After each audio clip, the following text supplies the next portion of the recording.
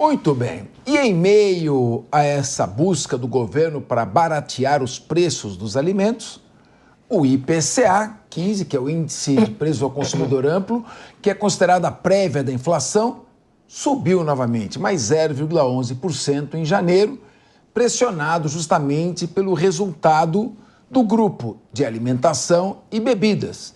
Então, se a gente baixa o preço da alimentação, tenta baixar um pouco a inflação. O setor registrou uma alta, esse setor de bebidas e alimentação, alta de 1,06% e impacto de 0,23 pontos percentuais nesse índice. Apesar do IPCA 15 ter desacelerado neste mês em relação a dezembro, o resultado surpreendeu analistas de mercado que esperavam uma queda no índice. Em 12 meses, a prévia da inflação acumula alta de 4,5%. Paulo Loyola, hoje o programa está muito econômico e está debatendo bastante economia. É importante porque that's the economy, né? Na verdade, há duas realidades na vida. A beleza do universo e o boleto que chega no final do mês. Deixa eu ver, Paulinho.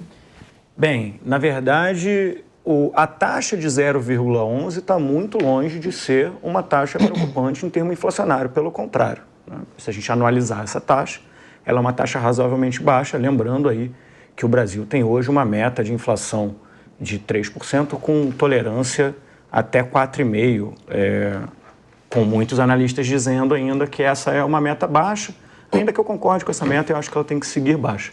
Agora, eu queria comentar um outro ponto que você trouxe, Capês, que você falou, mas o governo Lula não deveria atuar sobre o desemprego, e lembrar você que está nos assistindo que a gente está com o desemprego mais baixo da série histórica, que é um dado oficial para a gente trazer aqui para a discussão. Um outro ponto, gente, é que a gente está discutindo inflação. Se eu diminuo o desemprego, a inflação aumenta. Então, se assim como foi desejado pelo companheiro João, pelo companheiro Capês, que se aumente os salários, aumentar os salários também pressiona a inflação. E esse é um equilíbrio difícil de ser chegado. Agora, repito, o dado da inflação de janeiro é um dado extremamente dentro da expectativa, está muito próximo ali das estimativas que estavam colocadas pelo próprio governo, e é um dado que, anualizado, não traz grandes preocupações em termos inflacionários, que parece já ter aí algum efeito das ações que o governo vem fazendo sobre esse ponto. Repito, a gente precisa olhar de maneira muito dura, de maneira muito... E eu acho que a gente devia, inclusive, tirar até um pouco dessa pressão, desse tom ideológico, porque a questão da inflação sobre alimentos, gente, a gente precisa atuar sobre isso. Isso impacta muito o mais pobre. Reparem que eu nunca, nesse programa aqui, neguei qualquer coisa relacionada à existência do processo inflacionário de alimento. O que a gente precisa separar é o processo inflacionário geral do país. A inflação geral do país está sob controle de maneira macroeconômica, ficou muito próximo da meta, 0,2% ou 0,3% ali afastado da meta.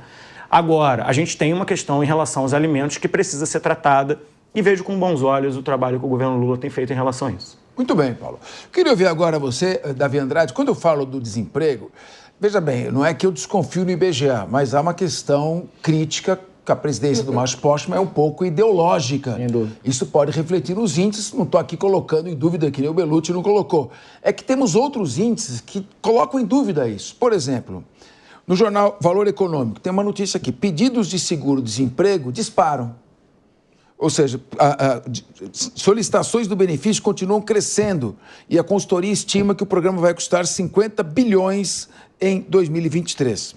Então, é o seguinte, se está subindo o número de pedidos de seguro-desemprego, como é que está aumentando o emprego? É uma questão um pouco que precisa ser discutida, mas não é isso que eu quero falar. Quero saber a questão da inflação.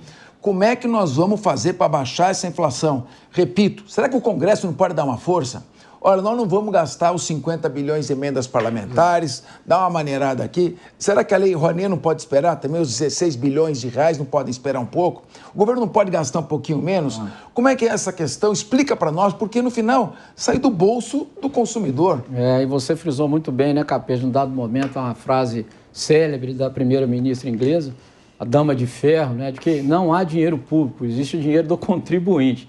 no final das contas, essa ciranda toda se faz com o nosso dinheiro, com o dinheiro de quem trabalha, com o dinheiro de quem produz, com o dinheiro de quem empreende. O governo não produz dinheiro, o governo não produz riqueza, a verdade é essa. E aqui a gente está experimentando um governo que está produzindo pobreza. Inflação de alimentos, nós estamos falando de inflação de alimentos. E aí, Capês, eu digo o seguinte, é isso. Como é que você pode diminuir o tamanho do Estado? Como é que você pode gastar menos? Essa que é a discussão central, que não vai ser feita nesse governo. Infelizmente, não vai ser feita. 50 bi de emendas parlamentares, 16, 18 bi, sei lá, de lei Rouanet, penduricalho no judiciário, o judiciário mais caro do mundo. E por aí vai. Inflação subindo acima da meta. É todo esse conjunto de coisas que vão conduzindo a um Estado, a um cenário de desconfiança em relação ao governo, em relação aos 2 anos que faltam, o que o governo vai cumprir nesses 2 anos. O que a gente vê é uma escalada dos gastos públicos, gerando inflação de alimentos que ataca o bolso do mais pobre. E aí, Capês, eu acho que do que sai, o que aparece dessa reunião do Lula com seus ministros é, na verdade, uma tentativa do presidente e de seus ministros de diminuir um pouco a taxa de desaprovação que esse governo vem experimentando nos últimos meses. É enorme. Os índices têm uma pesquisa muito inteligente que foi feita sobre esse ponto em várias regiões do país, envolvendo várias pessoas de classes diferentes, de sexos diferentes, mostrando como o governo está desidratando em apoio popular. Não é à toa que o governo falou que 2026 já começou. 2026 já começou porque o governo está desidratando em apoio popular. Quando se mexe no bolso do mais pobre com a inflação desse tamanho, né, nós estamos falando da média, né, Capês? 7,69 é a média. O ministro Delfim Neto, o saudoso ministro Delfim Neto, dizia que a média é o seguinte: se você entrar numa geladeira com metade do corpo a menos 200 graus e entrar num forno a mais 180, na média você está com 20, mas você está morto, né? Então essa inflação média é uma inflação média que também não... Carla disse aqui, café, né? Café, 30% de aumento do café em 2 meses, esse parece que é o índice. Então, é esse que é o ponto. Nesse ponto é que eu digo, se o governo não fizer o dever de casa e não vai fazer, esses índices vão continuar sendo deteriorados. E o problema é a preocupação do governo com 2026. João Belutti, o Davi Andrade lembrou aqui o saudoso ministro Delfim Neto, de quem eu pude ter o privilégio de desfrutar da amizade. Ele me disse uma vez: Capês, eu vi um determinado país aí, de um governo de esquerda, um ônibus com dizeres: transporte gratuito, direito do povo, dever do Estado. E ele me disse, devia estar escrito transporte gratuito. Pedro usa, Paulo paga. Então, eu pergunto a você, meu querido João Belutti, o governo olhou, você vê que uma notícia liga a outra, né? O governo começa a fazer reuniões para tentar conter a alta do preço dos alimentos, porque a alta do preço dos alimentos está puxando a inflação. Sabe o que isso me lembra? Tem um cheiro de intervenção heterodoxa na economia. Não é assim, não é melhor meter a mão na massa e parar de gastar? Não, justamente, Capês, e como você mencionou, Davi, também, vários gastos, né, cuja sinalização é muito ruim, tanto para a população no geral, quanto para os grandes atores do mercado financeiro, bem citado, né, Lei Rouanet, né, emendas parlamentares que independem necessariamente do executivo para tanto. Assim, são gastos elevadíssimos e que sinalizam mal. A própria margem de manobra no orçamento da União é sempre muito pequena, né? Você já assume um Estado altamente engessado. Mas lembrando que o Lula pegou o Brasil com bons números. A se questionar também, né, como foi colocado, a questão do dólar, dos players, né, dos números de inflação, enfim, porque os atores que decidem esses números ou que estimam os números, eles normalmente estão com uma atuação difusa entre governo e iniciativa privada, né? Você tem muitas vezes as próprias instituições que especulam qual será o valor do dólar, da inflação, não sei o quê, operam no mercado e ganham em cima dessas informações também que são geradas por eles próprios, né? Então, assim, fica essa situação muito ultra complexa. E é evidente que esses números gerados pelo governo devem, né, sofrer alguma desconfiança, alguma fiscalização. Existem muitos números que o governo se pauta, que são gerados por estudos, financiados por ONGs, por Jorge Soros e grande elenco. Então, que também são altamente questionáveis e carecem de uma evidência mais clara e acabam pautando o debate público, muitas vezes problemas que não são os necessários problemas reais da situação e você combate um problema que sequer existe. Então, assim, o governo já com 2 anos já há um esgarçamento, né, de apoio, me parece. Não há uma clareza dos rumos e vem perdendo apoio popular. Isso acaba sendo natural e isso está evidente em qualquer ida ao supermercado. Maria de Carla, sempre que você está presente aqui na mesa, eu aproveito aí o seu conhecimento de ciência política para trazer experiências internacionais. Sim. O Brasil não deveria aprender com o que está acontecendo com a Argentina? Governos de esquerda não enterraram a economia da Argentina e o Javier Milei não está dando um choque de gestão. A Margaret Thatcher, lembrando ela novamente, às vezes você precisa dar um remédio amargo para poder curar um corpo doente.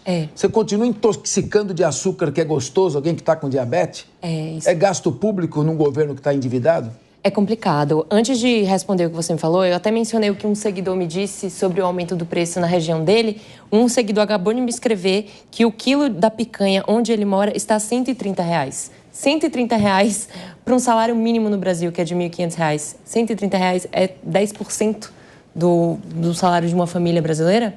Então, assim, muito complicado mesmo. O que você falou é o remédio amargo, né? De fato, assim, esse tipo de iniciativa que o Milei está tomando na Argentina é crucial para a gente resolver esse problema do rombo fiscal, do rombo das contas públicas de um governo gastão. Mas é um remédio, de fato, amargo e não é popular. Então, num ano, eu estou sendo bastante pragmática aqui, num ano que é véspera de eleição, não é popular, justamente com a base eleitoral do atual governo. Então, se eles forem adotar esse tipo de conduta, que não é de praxe de um governo mais à esquerda, né? Eles não gostam de cortar onde deve ser cortado, para no futuro você usufruir os bons frutos de uma medida responsável no nível fiscal, é justamente o que o governo não vai fazer, porque eles vão perder muito a base eleitoral do governo. E lembrando aqui na Argentina, gente, o que o Milei fez? Ele fez medidas estruturais, ele cortou gastos, assim, exorbitantemente, ele cortou ministérios desnecessários. Então, assim, ele foi na carne. Realmente, essas medidas têm surtido efeito. A Argentina saiu de um cenário de hiperinflação quase, de um cenário de caos cambial. E agora a gente está vendo pela primeira vez índices relativamente saudáveis economicamente falando. Óbvio que ainda tem um caminho longo a ser percorrido. Porém, tem também, eu tenho que ser justa e falar de uns certos problemáticas que foi o aumento da pobreza. Mas justamente é um remédio amargo que precisa ser tomado e é impopular para qualquer governo nas vésperas de eleição. Ô, Paulo Loyola, o que foi, Paulo Loyola, que você está me cutucando, você quer falar, você quer polemizar aqui? Vamos polemizar então, Paulo Loyola, tá com a palavra. É que como o café foi citado muitas vezes, Capim, você sabe que eu venho da área do marketing político. Eu acho muito interessante como algumas narrativas são criadas para justamente formar a sua opinião, moldar a sua opinião aos interesses da direita, que está majoritariamente representada aqui na mesa. Repara que a questão do café foi extremamente impactada no mundo inteiro. O café está no seu ponto mais caro da história, em grande parte por um problema de mudanças climáticas essas que estão sendo negadas pelo governo Trump, que saiu do Acordo de Paris, que tenta justamente controlar essa questão e atuar sobre isso, em função da falta de chuva no Vietnã, também causada por mudança climática, por quebra de safra e por uma série de outras questões que impactam não só o Brasil, mas, coincidentemente, todos os comentaristas hoje esqueceram de comentar que esse ponto é mundial e não específico brasileiro, fazendo parecer para você que está assistindo a gente que é um problema do governo Lula o preço do café, como se isso não fosse uma questão mundial. É dessa maneira que a direita tenta manipular a sua opinião. Muito bem. A culpa, então, é do Vietnã. Agora, eu queria dizer uma coisa a você, meu querido telespectador, meu ouvinte. Aqui a gente não quer moldar a opinião de ninguém, porque a gente sabe que o nosso espectador tem opinião própria. A opinião dele não é moldada. Aqui não tem nada disso. Nós só colocamos as nossas opiniões. E eu fico com medo quando eu vejo essa questão de eleição de 2 em 2 anos. Primeiro ano o governo está conhecendo a administração. No segundo ano ele pensa já na eleição do ano seguinte. No ano da eleição ele pensa também nessa eleição. No ano seguinte na eleição que vai se seguir. Então estamos sempre investindo para criar situações de narrativas. Mas com certeza aqui tem discussão, não tem marketing político.